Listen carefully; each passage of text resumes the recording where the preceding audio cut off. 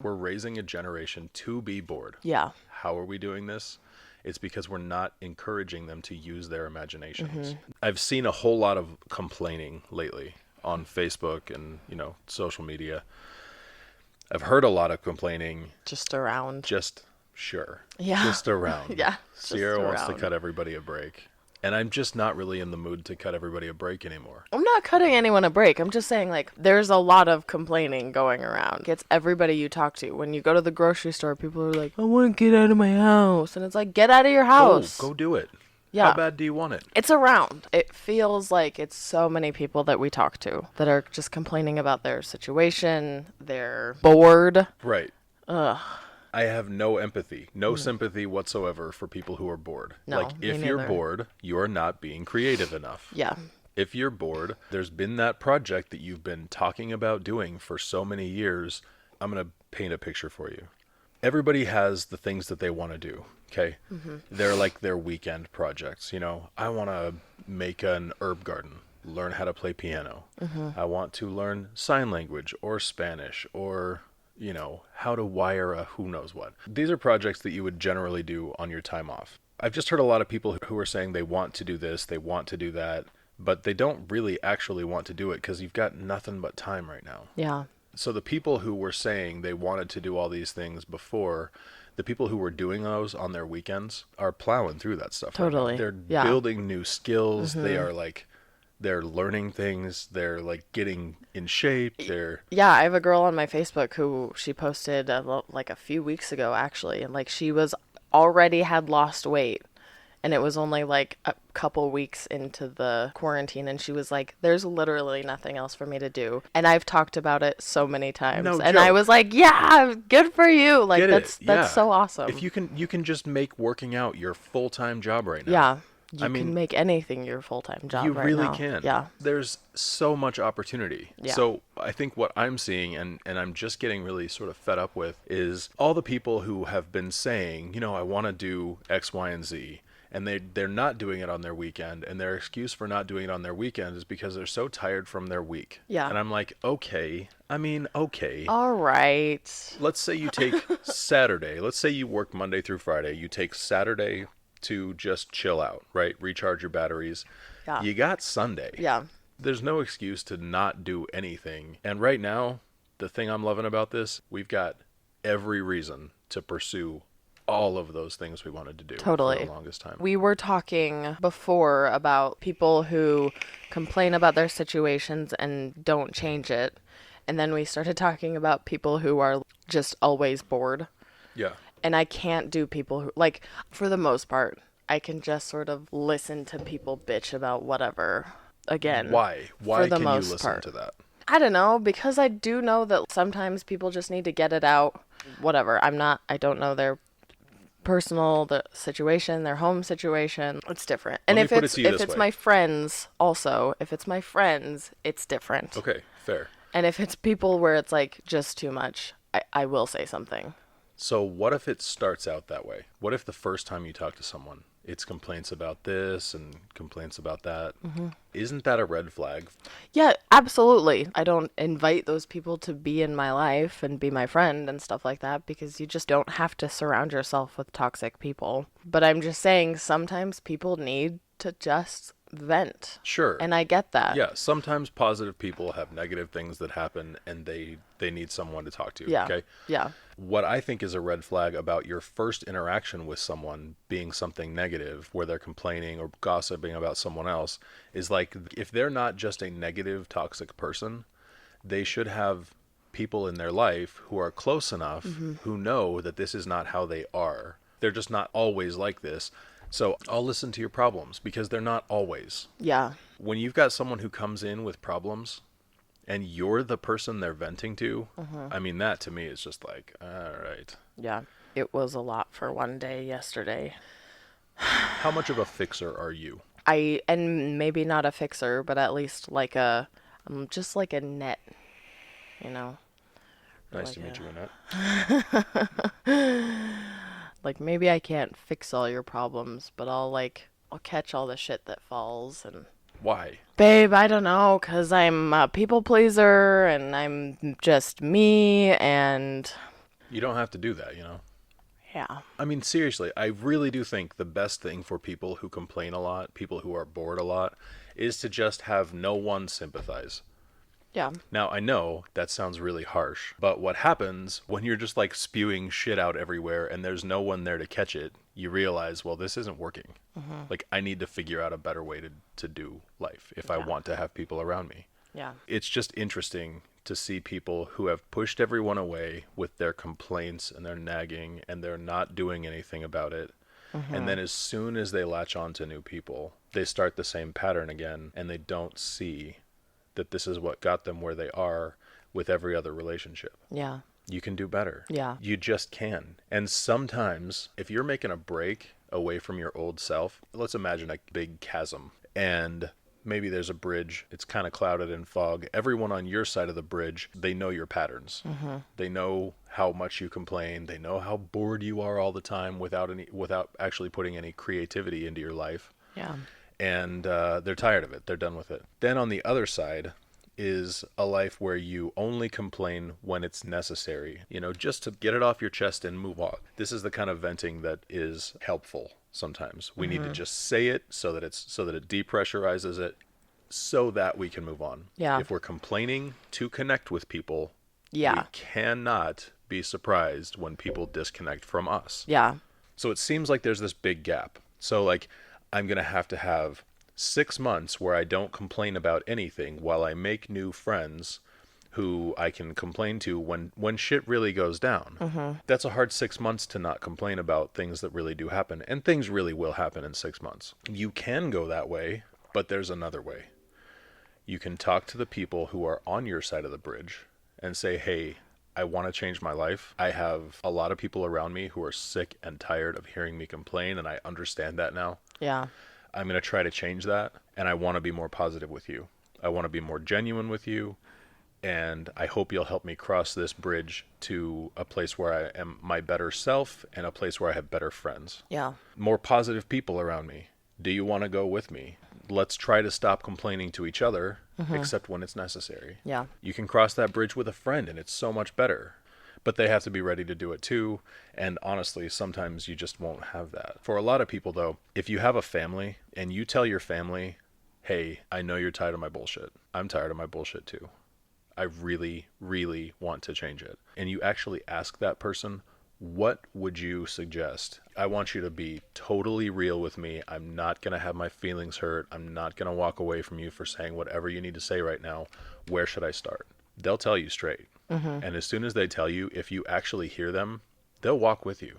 Yeah. It's the greatest thing about family. Like, family won't always accept you, but if you are really willing to make a change, almost always family will accept you. The other side of that is not complaining about drama that you probably brought into your own life. So when I was a kid, I didn't have very many friends, but I entertained myself all the time. I was just a creative kid, and my parents would get me little art stuff for Christmas, and it would just like keep me entertained all by myself.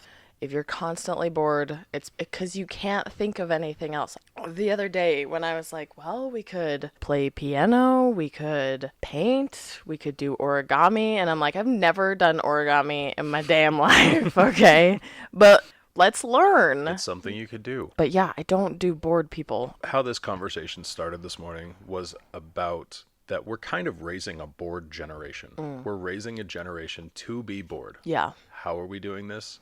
It's because we're not encouraging them to use their imaginations. There's something about a kid making up fairy tales, imaginary friends, imaginary scenarios, and so they present them as real life. You've got to walk a fine line with that, where it's like, well, okay, we know this isn't real. I'm so glad you're using your imagination. Can I play? So that it doesn't steer off into like, well, the only way that I'm accepted is if I tell these outlandish tales, Yeah. right? But you also don't want to go the other way of saying, that's a lie. Yeah. You're lying right now. I know that didn't happen. Because then it totally shuts down their Yeah. imagination. There's something really great about that creativity. And it's really important to foster that. Unfortunately, the lazier we become, can you imagine when the lazy kids of the generation after us have kids of their own? Can you imagine the kind of parenting that comes out of that kind of laziness? That's, here's an iPad all the time. I will do the bare minimum to raise you Yeah. because I don't have enough imagination to help spur your imagination, and I don't have enough will to like do something important with you. Yeah. It's a scary road that we're headed down, and it gets worse because we're having our iPads raise our kids. So that's kind of what I wrote down right here, that we're teaching kids that they should or have to be entertained all the time. Right. I think that causes this like, well, what am I doing? Now I'm bored. Right. Anytime someone's bored, if you can just encourage them to use their imagination. This is why I was saying iPads need to be replaced again with sticks. Just a stick. What is it? Is it the mast of your sailboat? Yeah. Is it your sword? Is Your it magical wand, obviously, babe. Jeez. right? Or it might be a snake, or it could be Yeah. anything So, else. Yeah. So, and that's what I really love about the way that my sister has raised my nephew, is that like at first she was giving him like a phone or something, but he just would rather go outside. The very first time we did this, I won't ever forget it. He was pretending to go fishing with a cell phone charger. And Awesome. I went on the floor and I tugged on the phone charger and he's like, I got a fish, I got a fish. And so now that's all he awesome. wants to do. He wants to go fishing. And so I like pretended to be this big floppy fish and I like fell in his lap and everything. And he loved it. Yeah. He ate it up. Of course. Yeah. It's something actually happening. Yeah. And that's what we're getting away from. We're getting to the point where like the only thing we want to do is watch videos of something real happening. And that stuff doesn't generally happen at home Yeah. unless you make it happen. Yeah. Yeah. And I mean the disconnection that comes with that, Yeah. it is absolutely no wonder that depression is at an all-time high, anxiety is at an all-time Absolutely. high, interpersonal skills are at an all-time low. There are people who just can't talk anymore. Oh my gosh, I know. Like through text, they do all right because, well, you can erase and you can try it again and you can read it out loud to yourself and see how it's going to sound to the other person. No, I'm going to delete that. Yeah. I'm going to change this word to this. And it's like, I have spent my whole life practicing talking. That's Yeah. just kind of, there was some comedian had a bit about like, that's just what we're doing. Basically from the time you're 4 till you die, you're just practicing talking. But it's important to Yeah. practice. Yeah. Yeah. There are even times while listening to podcasts where I'm like, I'm just such a bad talker. Oh my I say, gosh. I say like, Oh my gosh. I don't know how to formulate my sentences a lot of the time. You're the I'm like, best talker I know. oh, thank you. Yeah. I've just been practicing so much. Yeah, Thank nice. Thank you. I've been practicing. Yeah, shows. Thank you. It sounds like it. It is such a shame that people are going to go back to work and life is going to resume and they had a month to learn a new skill. And a month to learn a new skill, you can learn a One new skill. skill in like a couple days. You want to hear something kind of staggering? I don't know if we've talked about this before. How Do I many need hours? to fact check this? You can. I mean, I'm sure of this. Though. Ah, There's a stated number of hours that it's said to take to become an expert at something. yes. Do you know what that is? 10,000. 10,000 hours. That's a long time. The breakdown on that was something like if you were to do 3 hours a day for 10 years. Let me Okay. think if that's right. So it's 1,000 hours a year. Yeah, 3 hours a day for 10 years to become a master of something. So you could master basically any skill 3 hours a day for 10 years. It's like Steve, SNL banjo player, Martin. Oh, yeah, yeah, yeah. He is incredible on the banjo. And everybody who knows him always says, he's just always playing the banjo. And it shows. Yeah. Okay. If you want to get kind of okay at something, enough to impress someone that you know how to do something, it's closer to like 20 hours. You can play piano well enough Yeah. within the, 40 hours that you've practiced Yeah. that people would be like, wow, I didn't know you knew how to play piano. Yeah. Right? Yeah. And you know enough now to know like, well, I don't really know how to play piano. But Yeah. it's enough that you can play a song that you could sing to. Totally. Yeah. And that's amazing. And 40 hours during 1 month, if you're only putting as much time as you put to your boring ass job before to learning a new skill, you could learn 4 new skills that well in 1 month. Yeah. I have a good friend who wanted to give me the nickname, I shudder to say it, Swissy, It's so bad. because she said I was like a Swiss Army knife. Like I just knew how to do stuff. And I don't just know how to do stuff. I've had to learn those things and I've had to practice them. And yeah, there are a lot of things that I can do fairly well. But it really is just the 20 hours. I've just put in my 20 hours just enough that I got this. Yeah. You know what would have been People a just- better nickname? Hit me. Jack. Yeah. Would have been a much better nickname. Yeah. Jack of all trades. Yeah. Anyway. Master of none. I really don't. I don't think I have a trade that I have mastered. Photography. I have mastered photography. Yeah. What But else? you're self-taught photography, right? Yeah, I mean, I've had pointers from other photographers. Sure, And stuff, but yeah. I didn't go to school for it. Right. Within this quarantine, I don't want to say like people who didn't learn a new skill just wasted a month, because like I said, there are Why people. don't you want to say that? Because like the girl I was talking about, she just decided to spend this time working out. She's got all of this Great. time. I don't No, think no, that's no. mastering. I'm just saying, I don't think that's mastering a skill. I think you could Sure. take sure. on a project, Okay. I get what stuff you're like saying. that. Yeah. As long as you're doing something. Yeah. I thought you were saying like, I don't want to say that people who have just spent this whole time on their phones, just scrolling endlessly Oh my through God. Facebook Oh and my Twitter God. have wasted a month. Oh I'm my like, God, they I know. have They wasted have. not just your average month. It's a valuable month that you have all this time to do whatever you really want. Yeah. And I ask people all the time, if people say I want blank, I will ask. If they don't already have it, I'll ask, like, how much do you really want it? What's your reason for that? What's your reason that you want that? Why hasn't that reason been good enough to go get it in the past? What's blocking you from getting this? If there's something blocking you, can we move it out of the way? Yeah. Or if it's your mind, can you move it? Yeah. Can you shift your mind and make it, take the blocks out of the way and go freaking get it? Yeah. And you can. You just can.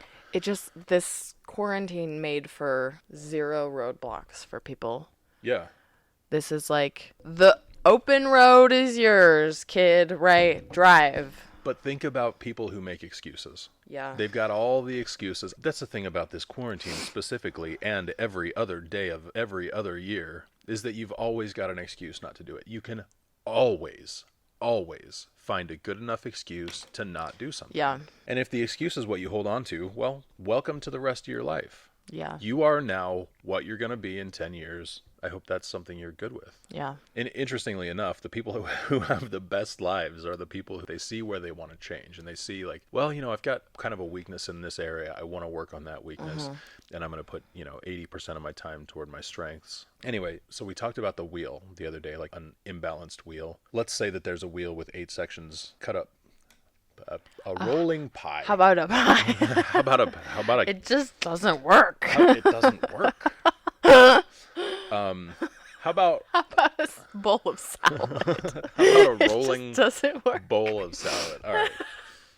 It needs to roll in the end. Okay. So let's say a cheesecake, firm enough to roll if you put it on its end. A frozen cheesecake. Okay. Okay, still delicious. So if you think about your interpersonal skills are one of the slices, and you can fill it in however you want. Think, your skills at your job, your level of fitness, your level of creativity. The reason I say this before I say it is because you have to be balanced enough that you can roll, right? Mm-hmm. You can have all the motivation in the world and be really self-centered and not get anywhere because your wheel gets stuck at the flat spot. You've got to balance that out a little bit. What I'm saying with the 10,000 hours, 20 hours thing is that you can spend 20 hours filling in the flat spot on your wheel, and it'll be enough, that your real skills, like the things that you're excellent in, can shine without being hindered, without being held back. I am not a proponent of working on weaknesses. If you're spending all your time just working on your weaknesses, they're your weaknesses for a reason, I believe. Yeah. And you need to get to an acceptable level with your weaknesses. Sure. and that's Acknowledge about them. it. Yeah. But you're never going, most people at least, are not going to take their weaknesses and turn them into a strength. It's possible, Yeah. but it does take more work than things that are already strengths because you're already interested in those things. You know, you've already seen the fruits of some of that labor. Work on your strengths for the most part. Yeah. Work on your weaknesses to an acceptable point. Yeah. That's what I would advise anybody to do. But would they listen? And another thing, I have a rule for people that I have around me. You can either complain or you can do nothing about what you're complaining about. You cannot do both with me and expect that I'm going to listen. And that's it. It is that simple. If you do nothing and complain, and then do nothing and complain, I just turn off. And I'll tell you all about it. You know, like, hey, I don't care about this. You know, like, and people find me really, I don't know, abrasive, I'm sure. And I don't really care all that much. I want to be kind, but I'm not going to feed into anyone just complaining endlessly with no solution in sight. And I really kind of abhor the idea that if you're going to be a good man in a relationship, when she has problems, just say, oh, that sucks, right? Like if you're a fixer, fix. And if you don't want to have a fixer fix, then tell a gossiper your problems. Don't tell a fixer your problems if you don't want them to fix it. Because they're going to do what is in their nature to do. And another thing. So one of the things that we talked about a long time ago is that so often people go to work and then they go home and they're exhausted from work. So all they want to do is fill in the blank, whether it's sit on your phone, watch the news, whatever it is. And if you continue having that mindset of like, well, I'm just too tired to do anything, there's just so much time that you could just be watching YouTube videos, learning how to do something new. And I that don't know. attitude drains you. Yeah. That's the other thing about it. It's the self-fulfilling prophecy. I'm just too tired to do those things. Now, don't get me wrong. I am an introvert. I need my alone time. I need my downtime. Yeah. It charges me, right? Yeah. I play video games for the first time in I don't know how many years. But I mean, like, and I love it. Yeah. And the reason that I love it, the reason that I don't feel guilty about it like I used to, is because I'm making something with the rest of my life. Yeah. But I earn my downtime. And I do think of it Absolutely. as like an account, you know, like I pay into my downtime account and then I can withdraw from my, you know, to sort of afford that downtime. Yeah. If it's all downtime, and I've had times like this where it's just like, I don't know what to do after all those break-ins.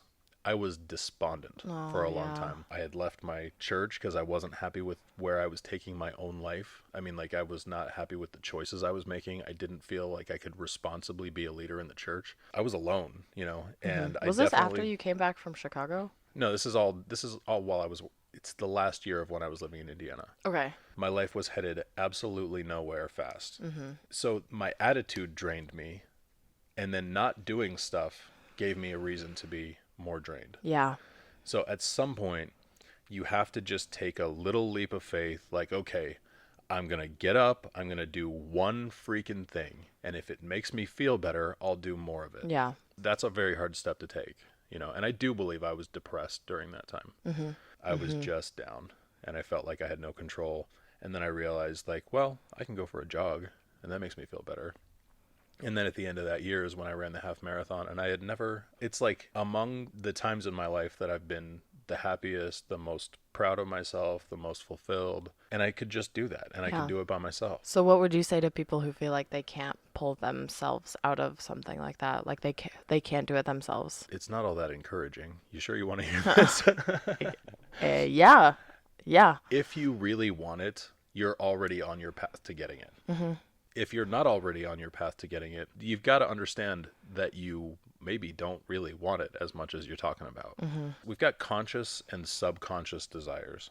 Okay, so my conscious desire is I want to have a six-pack. My subconscious desire or my unconscious desire is I want to eat ice cream at 11:30 p.m. And I want to play more video games than I work out. And I want to Yeah. do all the things that sort of contribute to my problem. Yeah. Your conscious desire or your will has to be strong enough that it overrides your subconscious desires or your unconscious desires. Yeah. And you can do that. That's the greatest thing about the conscious mind. The subconscious mind, you've got to realize, is so much more powerful. Picking up information at thousands of times the rate of your conscious mind. It's really bizarre if you look into it, like how much smarter your subconscious is than your conscious mind. The thing about your conscious mind is it can override your subconscious. Yeah, absolutely. And once you realize that it has the power to do that, you just really have to focus. Yeah. If you put all your energy into understanding like, okay, well, my subconscious is the one that wants to sit here and eat 1,000 bags of chips while I binge a show on Netflix, that's not really my conscious mind. 1,000? 1,000 bags of chips, yeah. Are they the like fun size bags? No, they're family size. Oh my god, party size size. bags. They're family reunion size bags of chips. Anyway, once you realize that you can make a choice to override your unconscious desires. So here's a really good practice.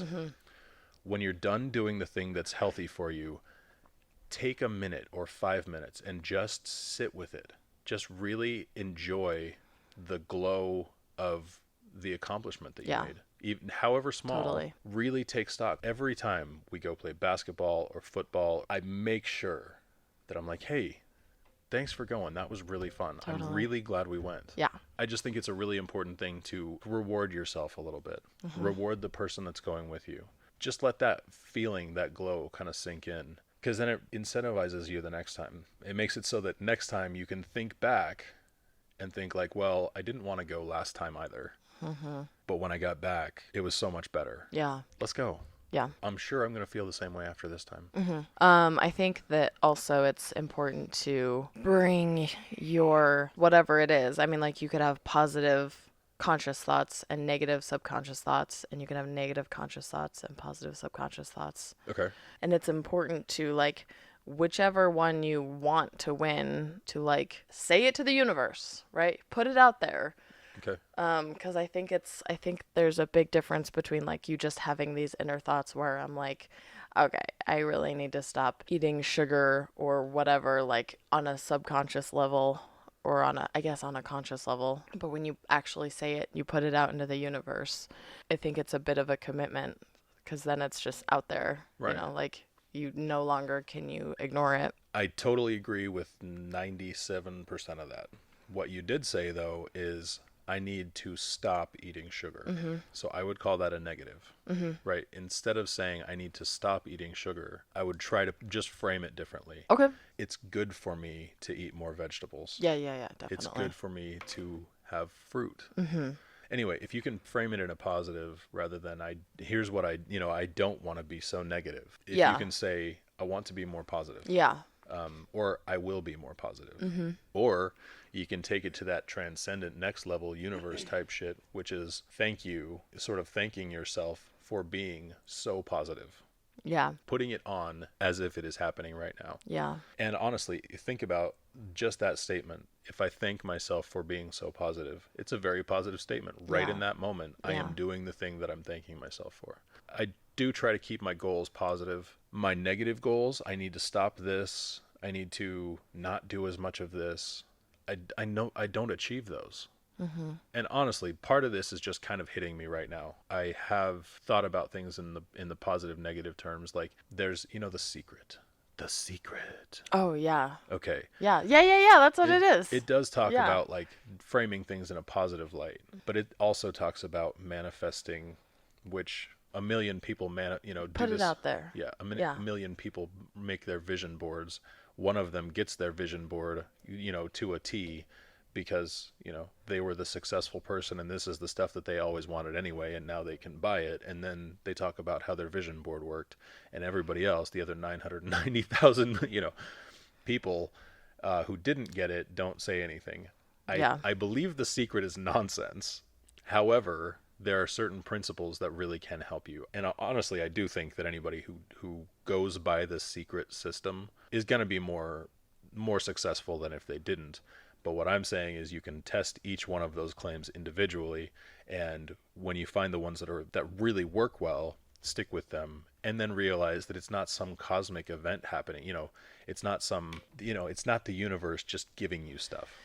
Yeah. It's you changing your mindset, and then your mindset change your actions, and then your actions change the direction of your life, and then realizing that when you are on a different path, give it 2 years. So think about if I'm pointed a certain way, there's all the success, there's all the destruction, there are all the old friendships that last, there are the new friendships that come, there are the new enemies that are made, all the stuff that's headed down that path. If you can look at some of that path and decide, well, I don't want this part of it and I don't want this part of it, I want something better than that. Yeah. And then you can make your vision something better than that. You're headed in a totally different direction. The way that I have said it before is when you change your mind, you are not changing your position, but you're changing your destination. And it's important to realize that your position is not going to change the moment you change your mind. I've made all the choices that I've made to be exactly as fat as I am. And as soon as I change my mind to a healthier mindset, well, I still have to lose the weight. I still have to go however far down this path. Yeah.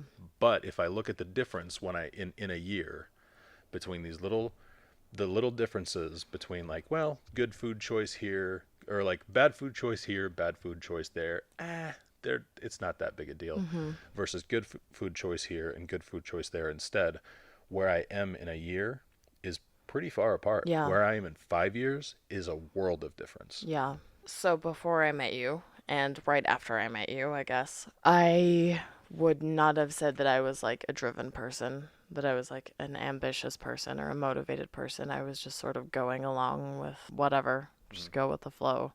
So I think that if you know that there's stuff in your life that you want to accomplish, get better at, if you understand yourself, I mean, like this, I think step one is understanding yourself, understanding how you work, how your own psychology, and that can sort of help you set up a guideline and how to get to where you're going.